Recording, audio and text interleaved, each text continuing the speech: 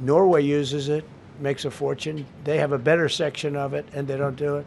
They could straighten out their countries, and it would be good. But I get along very well with them. You told Norway's prime minister. Are you from Norway? No.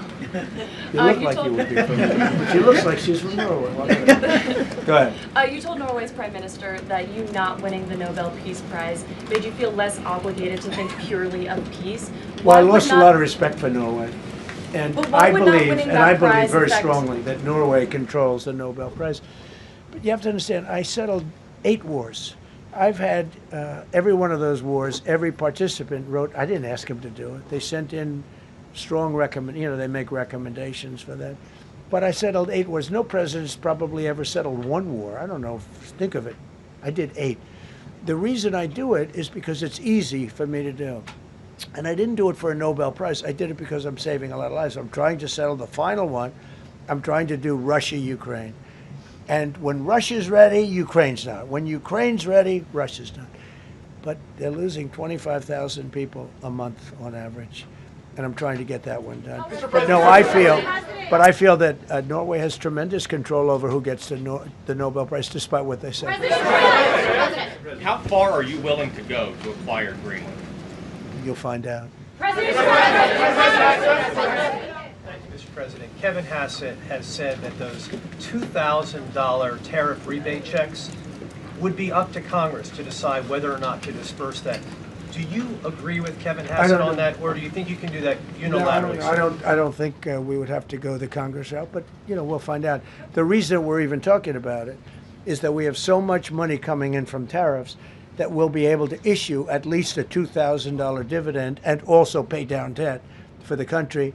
But we'd do a $2,000 dividend to the people of our country. Would probably set a limit of, income limit where it made sense. But we will be able to make a very substantial dividend to the people of our country. I believe we can do that without Congress. Last night on Truth Social, you said that the British plan to hand the base of Diego Garcia over to Mauritius and then rent it back was an act of great stupidity. Previously, you've backed that deal. Is it now your position that the deal should not go ahead? I think that they, when they originally were going to do it, they were talking about doing some concept of ownership. But now they're looking to essentially just do a lease and sell it. And I'm against that. It's a reasonably nothing like Greenland, but it's a reasonably important area of the globe. Not to anywhere near Greenland, but I think they should keep it. I don't know why they're doing it. Do they need money? Mr. President, with your support to the Syrian government, most probably you avoided another civil war and a bloodshed in Syria, especially after the fall of the regime. I did a good job. And, the Syrian government, the last 2 weeks, had to use some force to implement its force on specific areas. And well, with to keep the prisoners, the terrorist prisoners, which are some of the worst in the world, at bay. So they were able to keep that. He's working very hard. The president of Syria is working very, very hard. Strong guy, tough guy, pretty rough resume. But you're not going to put a choir boy in there and get the job done. I spoke with him yesterday because we were talking about the prisons and what was going on. We have some of the worst terrorists in the world in those prisons, and he's watching them. Syria, sir. Mr. President, Gavin Newsom is going to be at Davos if he's not already there. You're probably going to run into him. I presume that this is for him to raise his platform for 2028. But what do you anticipate his foreign policy platform is going to be? I don't know. I mean, I don't know that he's going to be the nominee. I know this. I had a very good relationship with Gavin Newsom when we were, in office together. I was president. He was the governor of California. We had he would talk about it often, and somewhere we just went astray. I just hate the way California is being run. We actually have people leaving. It's never happened before, but I hate the way it's being run. He and I had a very good relationship, really close to the word exceptional, but now we seem not to. Thank you, President Trump. President Trump, you spoke earlier. Mr. President, you've been hearing from allies. Thank you. Thank you so much, President Trump. Kara Castanova from Lindell TV, and you spoke earlier about the 2020 election. now that Maduro is in U.S. custody and he was criminally charged, has any more information emerged that you could share with us regarding Venezuelan election software and Venezuelan ties to tampering with the 2020 election? And would you consider speaking to Maduro personally in prison in New York to get some answers on Venezuela's involvement with the 2020 election? No, I don't think I would be doing that. I think my lawyers would be very unhappy if I did that. Yeah, they've learned some things. Please. What happens to the tariff threat to Greenland if the Supreme Court comes out and rules against you on the tariffs? And well, I'll have to use something else. I mean, are look, you willing to use force? you know, take a look at the word license. Take a look at other things. I mean, we have other alternatives. But what we're doing now is the best, the strongest, the fastest, the easiest, the least complicated. Sir, if you move ahead with the Greenland-related tariffs on Europe, you secured almost $1 trillion of commitments from them to invest in the United States. Does that go kaput out the window if that happens? I doubt it. Look, they need that agreement very badly with us. They really do. They fought very hard to get it. So I doubt that, but we'll see what happens. We have a lot of meetings scheduled on Greenland. I'm leaving tonight, as you know, for Davos. And we have a lot of meetings scheduled on Greenland. And I think things are going to work out pretty well, actually. Thank you, Mr. President. Will you still go to Paris for the G7 emergency meeting as offered by President Macron? No, I wouldn't do that.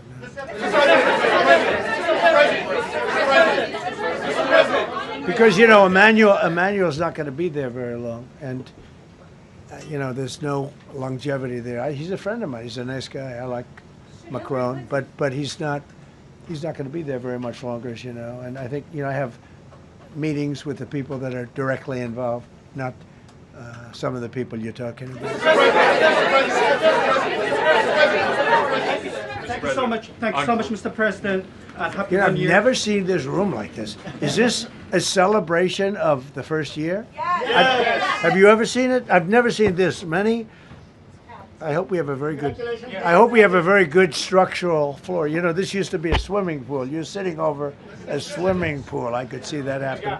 But we need a good structure here, don't we? Huh? Yeah. Mr. President. Thank you so much, Mr. President. Happy 1 year anniversary. Thank you. And my question is on Syria. The Kurds, as the most loyal U.S. partners, facing attacks by some Syrian elements within the Syrian government. Will you do to ensure the Kurdish rights protected and their effective forces against terrorism in Rojava, Syria continue, as the Kurdish see you as a president does not abandon his allies? Well, I like the Kurds, but just so you understand, the Kurds were paid tremendous amounts of money, were given oil and other things, so they were doing it for themselves, more so than they were doing it for us, but we got along with the Kurds, and we are trying to protect the Kurds, that's correct. Ahead of your speech in Davos, can you give us a preview of what we can expect as far as, you know, laying out the plans for Americans to be able to buy homes? I think more than anything else, what I'm going to be speaking about is the tremendous success that we've had in 1 year. I didn't think we could do it this fast. Think of it, it's just now 12 months, and you know, I say it often, we have the most successful country in the world, we have the hottest country anywhere in the world by far, and this country would have been absolutely stone cold dead. And I'm going to be talking about it. I'm going to be, because, you know, a lot of them could use some of the advice as to what we did.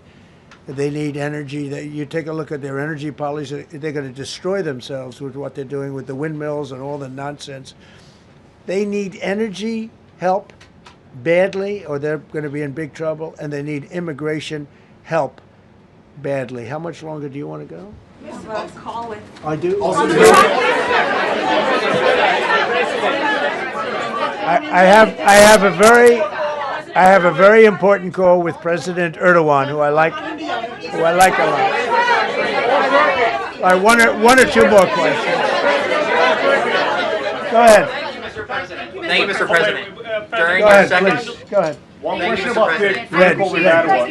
Yes? Thank you, Mr. President. The red blouse. Go ahead.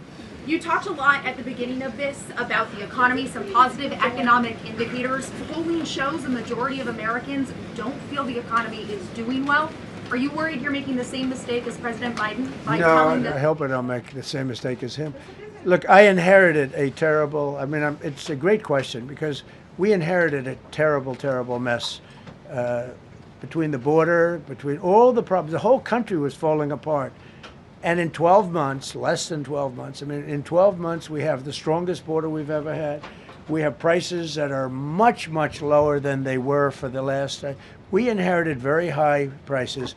We inherited, remember this, inflation was at a historic high. We had never had inflation like that. They say 48 years, but whether it's 48 years or ever, we had the highest inflation, in my opinion, that we've ever had. Prices, because of that, were very high. I inherited, we brought down eggs immediately. Remember the first news conference, they were screaming at me about eggs. I was in the position for 2 days, and we brought eggs down to lower than what they were before. And by the way, they continue that way. We brought the prices down from when I came into office and from what Biden had, way down. We're going to bring them down further. But the job we did is a miracle. One of the reasons I'm doing this today is to explain. We inherited a mess, and we've made it a beautiful, beautiful picture. Think of gasoline at $1.99 in many states. $1.99 a gallon. It was $4.50, $5, in some cases $6 or $7. We're at $1.99. And energy is so big that with energy, everything else comes down. But the prices are coming way down, and we're going to bring them down further. But we started up here with these guys. We inherited a country that was broken. We inherited a country, and I have a very warm spot. We've done very well with Venezuela. And by the way, that even in itself is going to help us bring down the oil prices. I mean, the Venezuelan oil, we've taken 50 million gallons of oil. We've taken 50 million barrels of oil out of Venezuela in the first 4 days. We've got millions of barrels of oil left.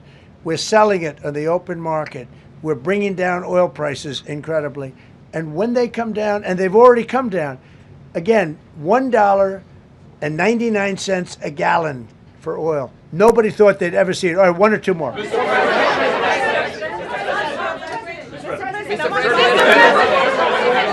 ahead, go, yes. I want to ask you about Iran. Is the military option still on the table? And can you assure us that the killing in Iran has stopped? And when regard to the EU Peace Council, which members have to pay $1 billion? So with Iran, are you from Iran? No, I cover the White House. Where are you from? I'm Palestinian American. So with Iran, they were going to hang 837 people. And I let them be known that, and we let them know that if that happens, that will be a very bad day for them. And they decided not to do it. They didn't hang the people. I can't tell you what's going to happen in the future, but supposedly they've taken that off the table. But they were going to, last week, they were going to hang on Thursday or Wednesday. They were going to hang, I think, 837 people.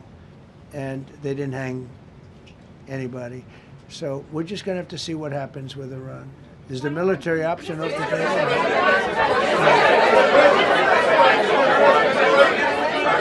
Go ahead. Thank you, Mr. President. President Trump. Thank you, President Go Trump. ahead, please. Thank you, Mr. President. Go ahead, I'll take your question. Okay, thank you, President. Go ahead, right here. Thank you, Mr. President. You promised during your second inaugural to always put America first. I'm curious, how would you winning the Nobel Peace Prize improve the lives of average, everyday Americans? Why is this prize so important? It wouldn't improve the lives of any. What improved the lives of people are people that are living. I saved probably tens of millions of lives in the wars. You know, if you add up the numbers, just if you look at any one of those wars, you're talking about millions of people. You multiply it times 8. But when you look at India and Pakistan, that could have been 10, 15, 20 million people. Could have been more than that. So I saved millions of people. So that to me is the big thing. What? You suggested a moment ago that perhaps the reason why a positive story about the economy isn't getting through is because of, bad communications people. But are average Americans wrong to still feel high prices? And how much longer does the White House hope that they? So I think a lot of people are listening to the fake news a little bit, and I'm not blaming anybody. I think I blame ourselves. I think we've done a much better job than we're able to promote. We're not promoting. We're doing a great job, and we're sort of letting the promotion take care of itself. One of the reasons I'm doing this news conference, I think it's important. we have taken a mess and made it really good. It's going to get even better. But if you look at prices from a year or a year and a half ago, you look at the Biden prices, they were way up through the sky. And, you know, they use the word affordability. They just say affordability and they don't talk about it. They created the affordability problem, and we are solving it. We have solved a lot of it. Again, everybody agrees in this room, I think, gasoline prices have come per gallon way down. When that happens, everything else comes down, but they've come down way down. Many of the groceries have come way down. It's all happening, and it's happening strong. But if you go back a year and a half, 2 years, take a look at those prices and look at the prices now.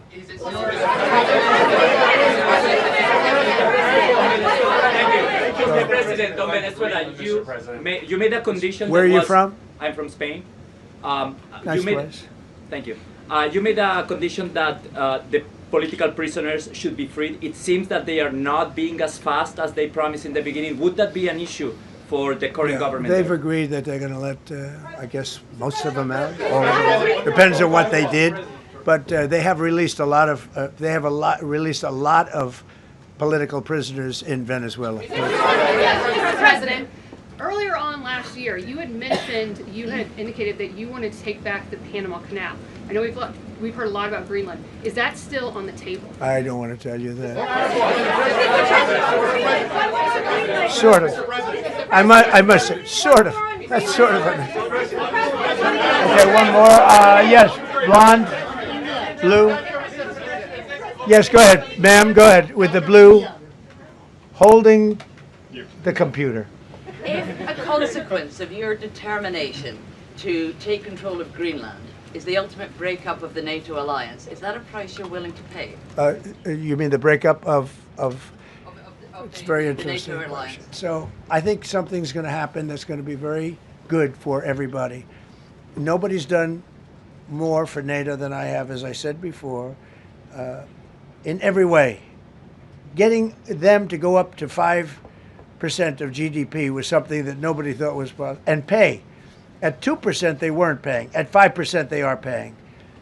And they're buying a lot of things from us, and they're giving them, I guess, to Ukraine. That's up to them, but they're giving them to whoever they're giving them to, but they're buying a lot.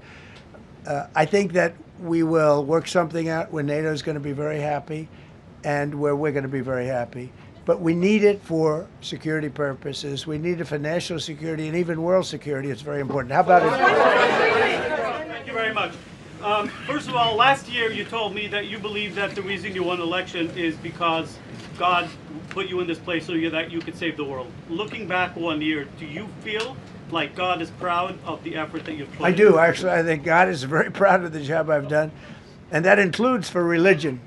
You know, we're protecting a lot of people that are being killed. Christians and Jewish people, and lots of people are being protected by me that wouldn't be protected by another type of president. No, I think a lot of people are very proud of the job we've done. We've had an amazing year. This has been one of the greatest years. Even some people that wouldn't necessarily love me instinctively, they're saying this was an incredible year. We've had an incredible year economically. Look at our border. Our border was a disaster. People poured. It was an invasion into our country of a lot of very bad people. Good people too, but a lot of very bad people from prisons and drug dealers and gangs and horrible people, murderers, thousands and thousands of murderers allowed into our country. And we now have the strongest border of any country. There's probably not a country, I guess North Korea has a pretty strong border, by the way, but there's not a country in the world that has a border like we do. And we took it from the worst border. We had the worst border in the world. Now we have one of the strongest borders in the world. One more question. You said you're confident something's going to get worked out in Greenland, but Greenlanders have made it clear they don't want to be part of the U.S. Well, what gives the U.S. the right to take away that self-determination? When I speak to them, I'm sure they'll be thrilled. Mr. President, are you committed to keeping the U.S. in NATO? I've had such a good relationship. I've made it so much better, so much stronger. It's so good now. NATO is so much stronger now. I don't agree with a lot of the things they've done, but that was done before I got there. I think NATO's been good. Sometimes it's overrated, sometimes it's not. But we have a strong NATO. When I came here, we had a weak NATO. We had a NATO at 2%, and they weren't paying. You had a nothing NATO.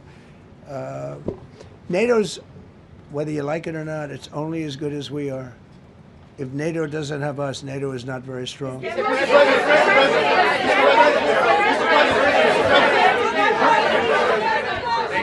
you. Yes, no, behind you, please. Thank you, President Trump. Yes, go ahead. Greatly appreciate it, sir. We heard a long list of accomplishments from the last year. Could you cherry pick the top 3? And then looking forward, what are your 3 most important priorities in 2026?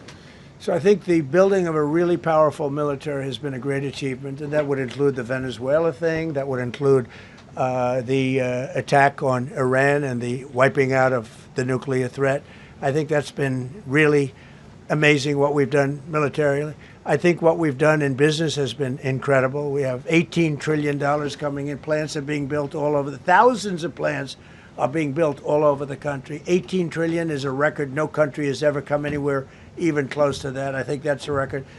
And I think that most favored nations for drugs is something that nobody thought they'd be able to get. Tariffs helped me there because the nations would have never gone along with it if I wasn't able to say, if you don't go along with it, we're going to put a 10 or 15 or 20% tariff on your nation. And they went along. And our drug prices are going to come down at numbers never even seen before, never even thought possible before. So those would be 3 things. Thank you. Thank you all very much. Thank you very much. How much did you pay for Greenland, sir? How was the game? Go Indiana.